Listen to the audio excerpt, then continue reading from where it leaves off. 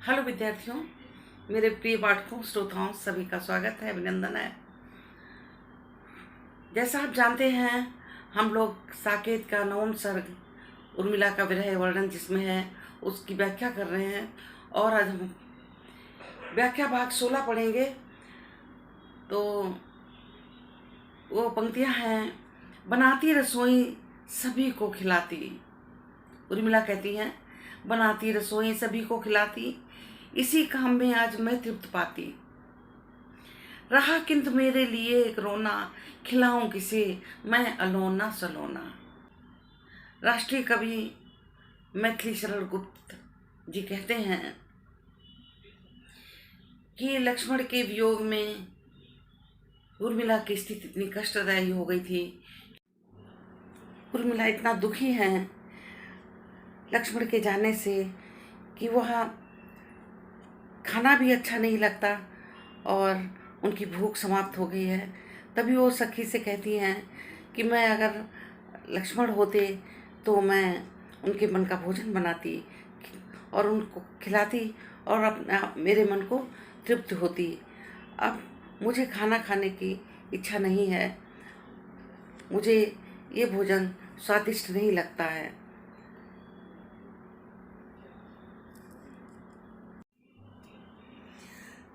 बनाती रसोई सभी को खिलाती, इसी काम में मैं आज तृप्त पाती। रहा किंतु मेरे लिए एक रोना, खिलाऊं किसे मैं अलोना सलोना। प्रस्तुत पंक्तियां मैथिली शरण गुप्त के द्वारा रचित महाकाव्य साकेत से उद्गत है। नवम सर्ग से। नवम सर्ग जैसा हमने बताया कि विरह वर्णन है उर्मिला जी का। प्रस्तुत पंक्तियों में राष्ट्रकवि मैथिली शरण गुप्त जी ने कह रहे हैं कि जब उनकी सखी उर्मिला की सखी ने भी बताया था कि खाना लेकर आती, उन्हें पसंद नहीं आता है, इसके पहले का बता दिया था, तो वह अपनी सखी से कह रही हैं कि मुझे कुछ अच्छा नहीं लगता है, लेकिन मैं अगर सब लोग होते तो मैं रसोई बनाती, खाना बनाती और सभी को खिलाती। उनका जो लक्ष्मण की तरफ इशारा था, इसी काम में मैं आज तृप्त पाती और मैं उनके मन की चीज़ें बनाकर उनको खिलाती और तृप्ति अपने मन को मिलती। रहा किंतु मेरे लिए रोना, परंतु मेरे लिए दुख की बात है कि मैं जो भी बनाती, उनके मन का जैसा भी बना पाती, खिलाती, वो मैं उनको नहीं खिला पाई और इसका मुझे कष्ट है। वह स्वादिष्ट भोजन मैं उनको नहीं करा पाई।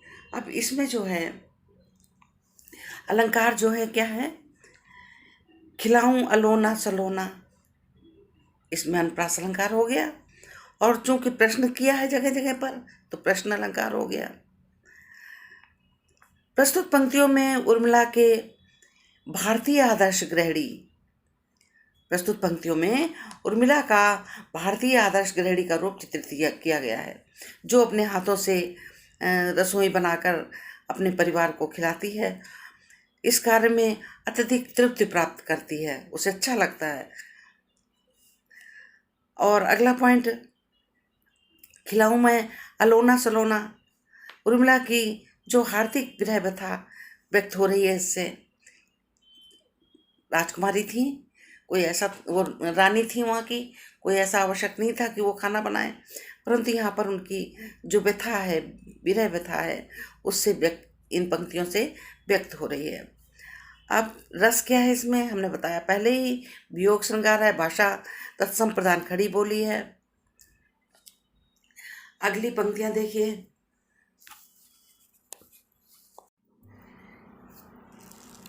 ये भी देखिए, वन की भेंट, वन की भेंट, वन की भेंट मिली है,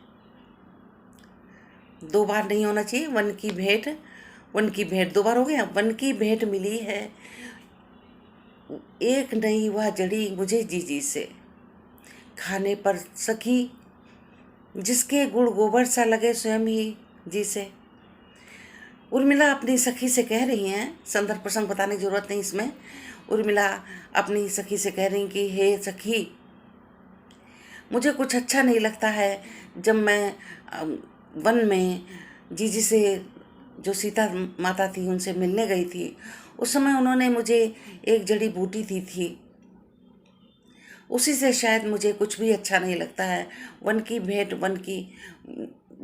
भेंट मिली है एक नई वह जड़ी मुझे जीजी से, सीता जिसे मुझे एक जड़ी बूटी मिली थी खाने पर सकी जिसके, और जिसको खाने से गुड़ गोबर सा, माने बिल्कुल बेकार लगता है। कितनी भी स्वादिष्ट चीज़ खा लेती हूँ, परंतु मुझे जो है गुड़ भी गोबर के समान प्रतीत होता है। माने कुछ भी अच्छा नहीं लगता है, सभी स्वाद मेरे जाते रहे हैं।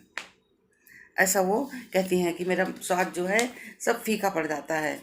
कोई भी पदार्थ जो हैं, मीठे पदार्थ भी मुझे अच्छे नहीं लगते हैं।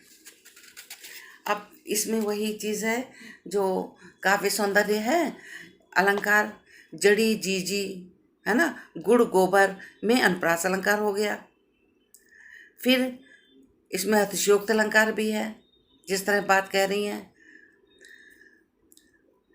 तो प्रस्तुत पंक्तियां जो हैं, जब भरत चित्रकूट से में राम से मिलने के लिए गए थे, भरत ने जब सुना था तो चित्रकूट गए थे मिलने के लिए, तो उर्मिला भी साथ गई थी। सीता ने अपनी बहनों को भेंट में जड़ी दी थी, बहनों को भेंट में जड़ी बूटी दी थी। इसका उल्लेख कवि ने साकेत के 8वें सर्ग में किया है। संभवतः उर्मिला का संकेत उस जड़ी की ओर था जो जिसे गुड़मार कहा जाता है। कहते हैं कि गुड़मार जो है उसको खाने के बाद में स्वाद चला जाता है, और गुड़ भी उसे मिट्टी के समान फीका प्रतीत होता है, ऐसा कहा जाता है। अब इसमें आर्या छंद है। छंद कौन सा है? आर्या। रस कौन सा है? वियोग श्रृंगार। पीछे वाले में भी यही था। और भाषा है संस्कृतम प्रधान सुबोध खड़ी बोली। खड़ी बोली भी आप कह सकते हैं अगर याद ना रहे तो। इस तरह से ये जो 16 और 17 व्याख्या हुई, समाप्त हुई। तो विद्यार्थियों, ये आपकी 15 और 16 व्याख्या की आपने, और आशा है आपको इंटरेस्ट आ रहा होगा। कमेंट के द्वारा आप हमें बताइए, कोई प्रॉब्लम है या समझ में नहीं आ रहा है, जैसा आपको उचित लगता है आप कमेंट के जरिए हमें बताइए, हमें अच्छा लगेगा। हमारे मतलब कोशिश रहती पूरी कि आपका समझ में आपको अच्छी तरह से आना चाहिए। और अगले वीडियो में मिलते हैं हम लोग। धन्यवाद।